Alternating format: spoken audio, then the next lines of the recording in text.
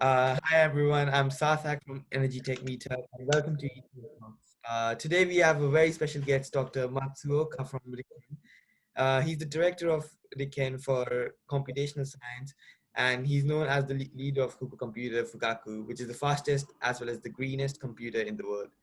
Dr. Matsuoka, thank you for joining us. May I just say how fascinating your work is, and we also really enjoy your talk at Dine and Discuss with ETMs. And it was very fascinating how you highlighted the greenness of supercomputer and how sustainability is very important in supercomputers. So, could you briefly tell us about your about RIKEN and your role at RIKEN? RIKEN itself for our center at RIKEN, which, I mean, RIKEN is a very big lab. I can do both if you want. Okay, yeah, sure. I mean, just like a brief description for the audience would be fine, and your Okay, role. so yeah, so RIKEN is the premier national science research lab in Japan. You know, it's government funded mostly, and it's just like in the I guess the European equivalent will be like Max Planck, or maybe you know, the U.S. equivalent, maybe something like you know, DOE national labs, for example. So we do a lot of research in science. Probably the biggest segment is biology of some sort. Yeah, lots of centers on various sorts of medical and medicine and biology. But also we do you know, a lot of things in material science. We do a lot of things in particle physics. We do a lot of things now in information, computational science, applied math, and so forth. And we have thousands of people, and you know, we're the top-ranked research lab. Our reference, if you look at our data, we are the best, you know, scientific institute, surpassing University of Tokyo in Japan. Oh, wow. Oh yeah, yeah. That's fascinating. Well, if you And look at like how many reference, you know, all the data, RIKEN is the #1, the top institute in Japan. Now, okay. yeah, and it's Yeah. very famous worldwide. And we have 12 centers. We have lots of researchers, but many of them are grouped into 12 research centers we have. One of which is my center, which is Center for Computational Science. And we do basically science on computing of some sort, especially high performance computing. And we do, and I'm a director there, so I direct the research. And also our secondary role is to be the R&D center and hosting center for our flagship national supercomputer. Previously was a K computer, now it's Fugaku, which is now which we co-developed with Fujitsu, and now it's the biggest and fastest supercomputer in the world. Wow. Machine you see in the background. In fact, it's faster compared to the second fastest machine by factor 3 to factor 5. So you know, it's not like we're better by 10%. You know, we're better 3 times or 5 times better than any other supercomputer. Those in the US, those in China, and those in Europe. So, but this machine was developed ground up in 10 years. You know, 10 years R&D, and again, this is a collaboration between. You know, our center was the main focus. You know, we had a development team within our center, but also we collaborate with, you know, companies like Fujitsu, and also we collaborate with basically all the, you know, high-performance computing community in Japan. So, but again, we are the flagship both research and development center for these types of very large-scale computing, and we do lots of studies in that area. Wow, that's very interesting, and like just it's fascinating how you guys are like leading the world's fastest supercomputer. So in terms of like supercomputers, like if you can explain, well, especially for our non-technical audience, what are supercomputers and how are they like different from normal commercial computers? Well, there are similarities and differences, right? Okay, so similarities are that, especially machine like Fugaku and many of the supercomputers today, not necessarily all of them. Some are very special purpose, no commodity type of programs to run on the machine. But we deliberately designed the machine to run the same software as it would on your laptop or your cell phone. So the commonality is that, despite this immense size and performance, basically runs the same program. It runs the same code, it runs the same operating system, essentially. It can run Word, it can run PowerPoint, it can run, probably can run games, although we haven't ran any games on this machine. It can run, favorite game on this machine. So, so similarities in software, and that's very important because there are lots of programmers who can program standard machines, right? And there are lots of programs out there, and it's very important, even for supercomputers, as a pinnacle of IT, be able to utilize, be at the top of the ecosystem, not separate from any others, but not as a separate ecosystem, but at the top of the ecosystem, and that mandates that we can run stuff that runs on cell phone. Okay, so that's a commonality. Of course, the difference is it's way faster and way bigger. So compared to so I said it runs the same code as your cell phone, but so your cell phone has a CPU inside, okay, and this machine has a whole bunch of CPUs inside. So the cell phone has one chip, which probably has typically 4 CPU cores, what I call CPU cores, independent CPUs inside the chip. Okay, so that's your cell phone. Now Fugaku, has each of the chip in Fugaku has about 50 to 52 CPU cores. So you have more than 10 times more cores per chip than your cell phone. And then each core is a lot faster than the cores on your cell phone by several factors. So, when you compare chip to chip, chip in your cell phone, CPU chip in your cell phone, versus the CPU chip in Fugaku, chip to chip comparison, this is about 50 to 100 times faster already there. Okay, and then we connect all these chips using extremely fast network. It's so fast. It's thousands, compared to, again, your network on let's say your laptop, it's at least it's nearly 400 to 1,000 times faster than your network on your laptop. And compared to wireless, it's a lot faster, 10,000 times faster than wireless network. So all the chips are connected, but there are about 160,000 chips in this machine. Okay. Wow. Yeah. So if you can do the math, okay, there are 160,000 times, 160,000 chips in this, and each one is about 100 times, let's say 100 times faster than your cell phone. That means this machine is nearly 20 million times faster than your cell phone. Wow, that's amazing. Yeah. So it's interesting how this computing world especially is constantly innovating, and especially other than supercomputers, I've read about how Google is developing quantum computers.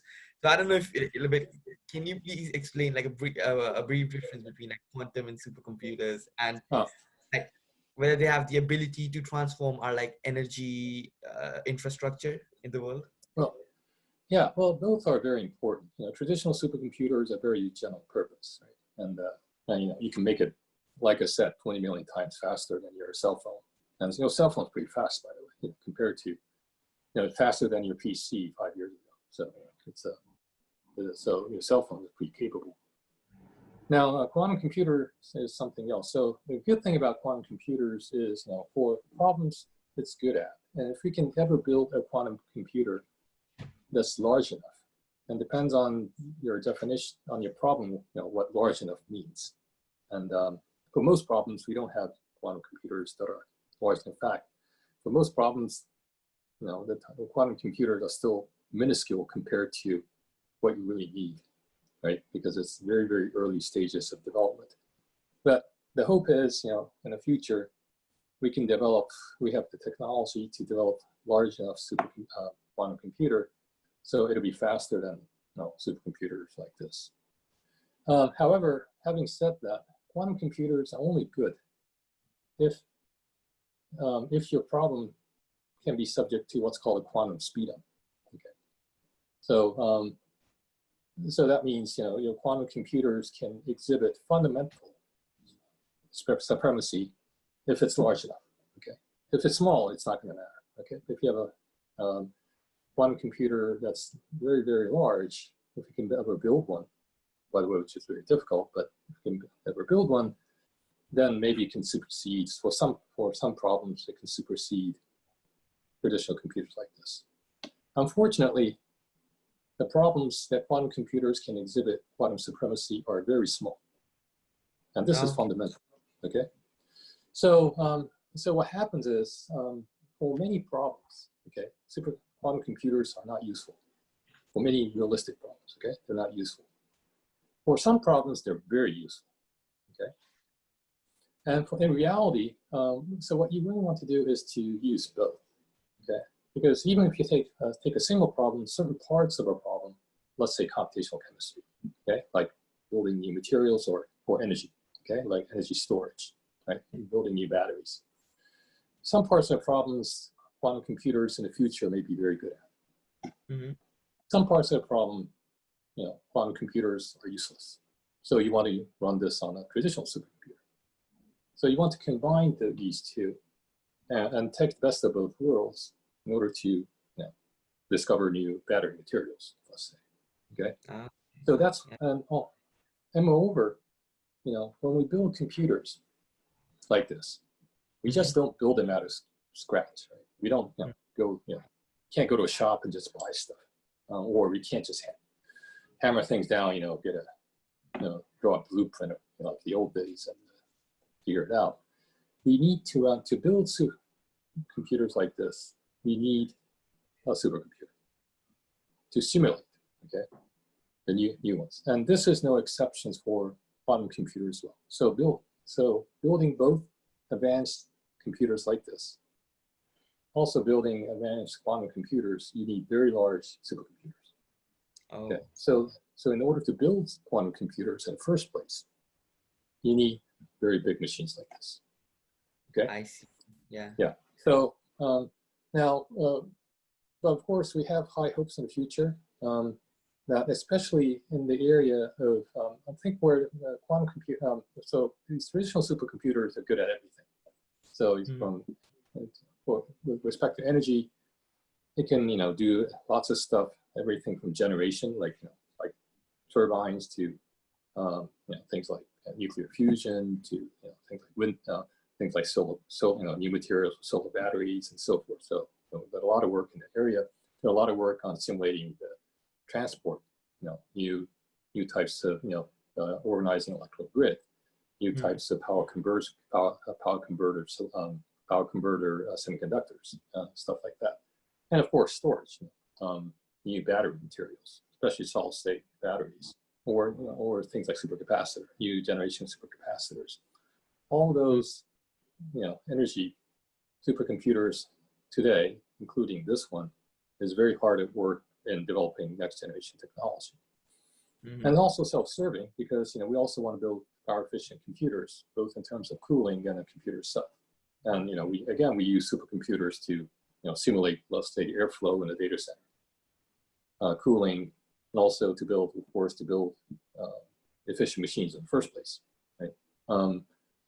To build energy efficient IT infrastructures. Now, quantum computers can probably help in the area of materials. So things like batteries, or solar cells and so forth. There may be, and also things to save energy, like developing new types of fertilizers, new ways of creating fertilizer. You know how we recently learned in a very sad way how much energy is contained in a fertilizer. There was a very unfortunate explosion, in the Middle East, and fertilizers fundamentally are very, very expensive energy-wise to build, to create, and that's exhibited in the massive explosion. Mm-hmm. So if you can come up with energy-efficient ways of creating a fertilizer, then it will save a lot of world energy, as much as a data center. The fertilizer, making fertilizer uses as much energy as all the data centers combined in the world. Yeah. So wow. yeah. So again, for example, Microsoft is working on quantum computer algorithms that may allow us to build these, to create these a new process for making fertilizers. But of course, it's still very early work. But there is some hope. So again, both supercomputers and quantum computers in the future will collectively help to solve a lot of the energy problems in the world. Wow, that sounds fascinating, and especially like the work that your team is doing. It's very hopeful that future is quite near for us, hopefully. But yeah, my next, you have a very fascinating career, right? And it's very inspiring to so many students, people, especially students. Like, what advice would you give to students who would want to explore kind of careers in supercomputing? Well, it's hard to say how I got into this. Okay, because I didn't, yes, I was I loved computing since I was 14. When I was first exposed to computers, and then I was, that was my main hobby. And then when I entered University of Tokyo, I decided to move on to information science, computer science department later on, because you get to pick and choose. By the way, at University of Tokyo, you pick your major in the second year of your second year of university or sophomore year in the U.S. So I picked that, which was very selective, but I made it. And then I thought I'd become a company engineer after getting a master's degree. But I thought, well, maybe I should go to PhD. Might as well. I'm not short on money. I've been making games. I've made a lot of money making games, computer games. So I'm not there for immediate money making. So maybe I should move on to PhD and see what it's like. And the rest is history. They hired me as a faculty, and then I encountered these very large parallel machines, and these parallel machines were fascinating because it was very different from machines I was used to, but it was a hell of a lot faster. And but the interest was how to make things even faster, but also easier to use. And so that became my research. And then I started building these machines because I thought I could build them better. And so and then the rest is history. Here I am today. Now, so that's the very short synopsis of my career. And but I guess to give advice, it's really important that you have you don't narrow yourself down to a particular very tiny microscopic chasm. Although of course research you need to focus on something, but you need to maintain your interest and see what and always question yourself, why is what's this good for, or can we do something different, or why was it done this way? Okay, can we do, is there something out there that's that we can improve? That was exactly how it behaved. Like for example, they were building about 20, 30 years ago, they were building these machines out of customized CPUs. Okay. Mm-hmm. And then which were very special purpose, and as such they were expensive, and moreover there was it was very hard to create software for them. So and then, because I was a gaming programmer, okay, in my university days, and then, 10 years later, all these 3D gaming stuff started coming to fruition. But they all involve, if you know graphics, they all involve some sort of linear algebra, okay? Because, through like coordinate transformation, you need to basically do matrix multiply, okay? Because coordinate transformation is matrix multiply, and that you can do that in parallel. So then I was looking at these game graphic engines, yeah, and like the very early days, like Virtual Fighter, those kinds of. And of course, I was also learning graphics, computer graphics. That's my secondary major. So so I knew all the math there. Okay, so not just systems, but I knew all the computer graphics stuff. I was looking at, I was also interested in computer architecture, and this new graphics architecture kind of fascinated me. And then there was this so-called traditional supercomputer architecture. And I looked at all of them and said, wait a second, but these look very similar. Right, this traditional supercomputer and these graphics, right, and now it's being shrunken down into game consoles and also graphics cards on PCs. They look amazingly similar. Okay, so maybe we can use these. Okay, and these are cheap chips. Maybe we can use this for supercomputing. If we can do that, it'll be amazingly cheap. And of course, I gave the idea to one of the workshops. I gave the idea, present idea, now it's all gaming. We have all these capabilities in these chips. And of course, this was a mostly American, European audience. And these were supercomputing people, like BOE and so forth. And they just laughed. And I said, gaming, gaming chip for like supercomputers, come on, that's total nonsense. That's unthinkable. It's like, that's totally, these are toys. Right? No, we're serious men. We're serious, we're building these machines that are millions of dollars, and this is $1,000 cost. Right? But it's a totally different world. So no, but these look amazingly similar. And in fact, some of the people who are designing these chips, they used to be former supercomputer engineers, and they moved on to companies like Nvidia.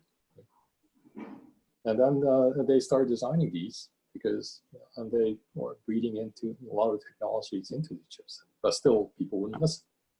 Then I said, okay, now we should try it ourselves. So we tried it, and it worked very well. And now, of course, how Nvidia is so much invested into supercomputing. Up until recently, until Fugaku beat them, they had the world's fastest supercomputer. They're AI powerhouse, and AI is all about supercomputing now, with very large machines. And they're building the fastest AI chip in the world, etc. So it's really important to think about, not just think about one thing, but really have a very holistic view of the technologies and solutions and problem space out there, and try to mix and match. Hey, maybe this is useful. Maybe this traditional sensibility may be totally wrong. Maybe we can do something to think very different, just like Steve Jobs said. We can think totally different, and maybe we have something new. Okay. So that's sort of thinking you probably want to do. But in order to do that, you need to have very wide knowledge. You can't just focus on one thing. You need to have very wide knowledge of the industry, but as well as outside the industry, be able to make that kind of connections. Oh, I see. So it's your message to the students is challenge your ideas and like try to focus. Like even though other people might like find it ridiculous, you just need to challenge and try to get yourself into test it and see if it works. Well, yeah, it has to be. Of course, it has to be technologically sensible. Yeah, I mean, you can't say I'm going to build a flying saucer UFO and go beyond speed of light. That's total nonsense. But but some people may, to me, something that seemed perfectly sensible to me, because all the engineering and science and everything would back it up. But people refute this connection because of more traditional I'll say preconceptions. So those are the areas you want to tackle, where people, because of these preconceptions, are not making these connections. But you know, from an engineering standpoint or a science standpoint, it makes total sense. Okay, that's where you want to challenge. Wow, of course. Yeah, that's a very good advice. And like I hope a lot of our student audiences that'll be seeing this video can get inspired, you know. So thank you very much, Dr. Matsuoka, for your answers. That was very inspiring. And that's all the time we have for today. For our audience, remember to subscribe for more interesting energy contents. And um, if you enjoyed the video, please follow Energy Tech Meetup on Facebook and LinkedIn, and to get more info on our project. See you soon, everyone. Thank you very much. Okay. Yeah. Thank you very much. And hope you guys come up with new ideas that will shock the world.